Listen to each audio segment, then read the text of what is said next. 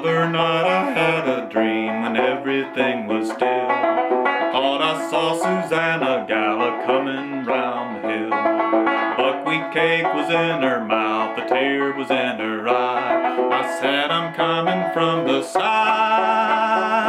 Susanny, don't you cry. Ooh, Susanna, no llores más por mí. Yo vengo de Alabama, banjo en mi rodilla.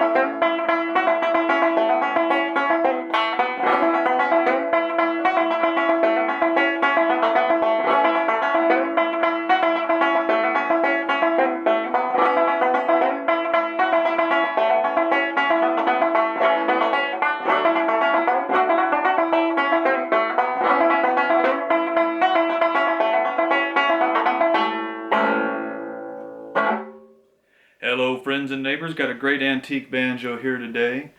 This one is a little bit interesting. It's sort of a rare instrument. It's branded as a George Washburn improved banjo.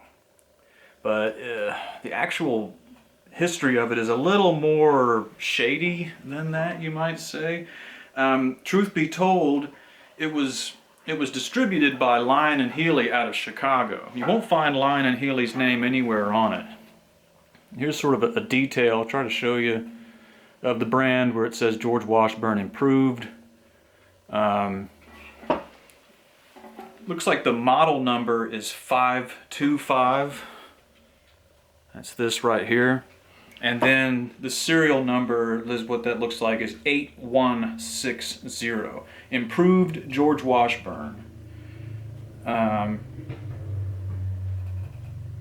You can see what looks like sort of a copy of Stewart, the Stewart type fastener piece there.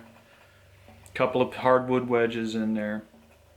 So there's a couple of interesting points about this banjo I'll try to explain. So like I've already said, it's a George Washburn improved banjo distributed by Lyon Healy out of Chicago. But a lot of collectors I spoke to, well, I guess in truth really just 2 or 3 guys, they told me that they're convinced that it was actually made by Rettberg Lange. Rettberg Lange were in New York City, and they actually bought the old Buckbee factory in the 1880s or something. And then they sort of redid that and they moved around a few times. But Rettberg Lange appeared to have made this banjo for Lyon Healy, who then distributed them out of Chicago under the Washburn name. So that's kind of confusing. Adding to the confusion a little bit is check out the tone ring on the inside. I guess this is why they called it improved. I guess this is the improved tone ring. And you can see, for those of you who've been watching for a few years now, I think maybe 1 or 2 years ago, I did a video on a Fairbanks Curtis Electric. And the Curtis Electric tone ring is basically the same as this, a little bit cheaper than this tone ring. And so both this Washburn improved tone ring and the Curtis Electric tone ring, those are both copies of the Fairbanks Electric tone ring, sort of cheaper knockoff. The Fairbanks Electric tone ring is really nice and it's really expensive.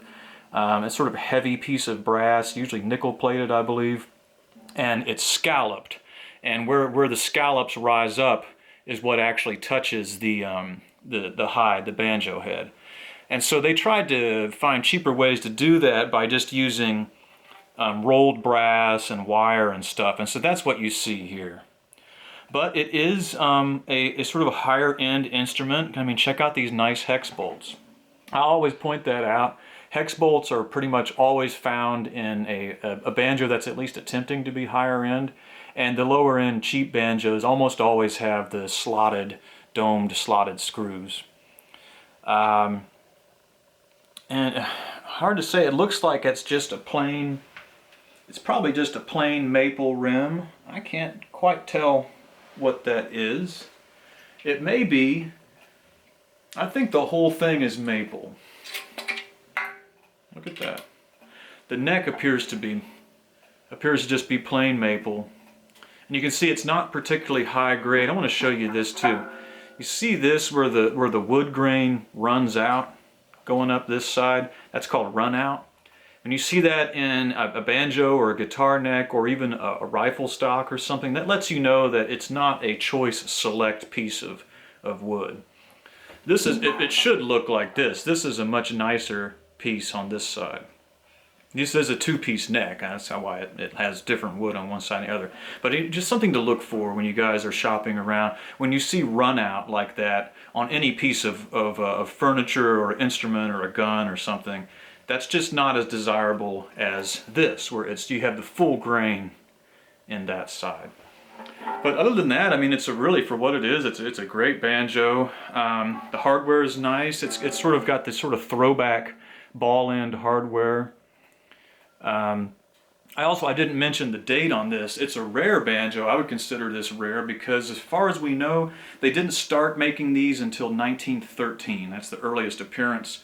And we don't quite know. Some people say they stopped making them in 1915. Most of the information I saw said they stopped making them in 1917. But basically, like a lot of instrument models and companies, even when World War I, when the United States became involved in World War I, that ended a lot of the production for instruments. So 1917, they definitely had quit making these. The peg head is nice. I showed it before, but it's got that nice plain star. This peg head shape is very indicative of Rettberg and Lange. That's what a lot of people think, that's further evidence that it came from them. It's sort of typical early 1900s patent tuners on it. Very nice original antique tuners, and check it out, even the thumb peg on this one matches. That's the original thumb peg, I think. So that's unusual. Usually we have to mix-match them to make them work. And so like I said, yeah, 1913 to 1917. You've got an elite tailpiece on here. That's a good, desirable tailpiece, and it is appropriate for this period. And the wire armrest, I really like these. That's of course very historically correct, and that's my favorite type of armrest because you can hardly even tell that it's there, yet it does the job of keeping your arm off the head. The head in this case is a Fiberskyn head, which I don't normally recommend, but this is a Fiberskyn 2. So Fiberskyn 2 would be the only type of Fiberskyn I would recommend. The reason being, I've discussed this in other videos, but the Fiberskyn 2 has a much smoother sound table on it. The surface it's going to sound much better. If you go to regular Fiberskyn head, they just sound like Fiberskyn. They mostly just mute the banjo. I don't recommend regular Fiberskyn, but if you can find it where it says Fiberskyn 2, that's okay. I much prefer just the cheap frosted Remo heads. One more thing I must point out on this banjo is the excellent Reproduction Gibbs banjo bridge. This is a copy of a bridge that was sold by Gibbs, I want to say in the 1890s. It appears that Gibbs copied it from a Stewart design which first appeared in 1885. But this particular bridge was made by Joel Hooks up in Vermont. And I do encourage you to look up Joel Hooks banjo bridges. His website is called banjothimble.com. He actually sells a number of really good late 1800s banjo products that you need and don't even know it.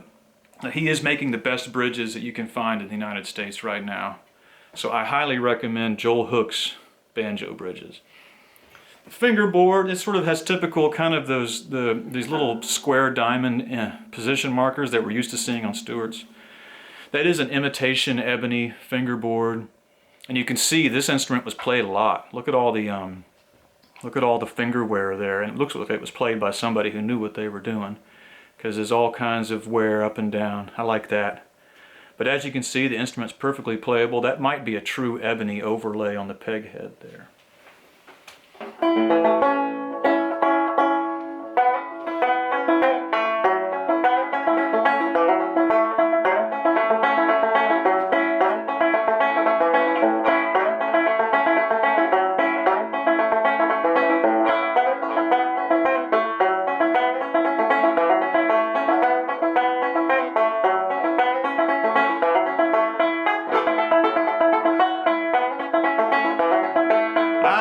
She ain't no fool. I seen her put a handle on a humpback mule.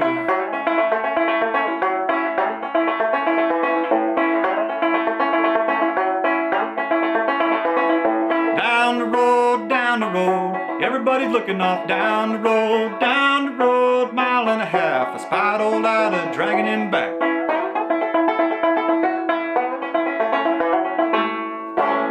Woo! A little rusty on that one. Okay, everybody, that's all I want to say on this banjo. If you appreciate this material, if you'd like to see more, please give this video a thumbs up. And I'd really appreciate it if you subscribe to the channel. And even better, if you would share this with some people who are interested in antique banjos. Okay, thanks for looking.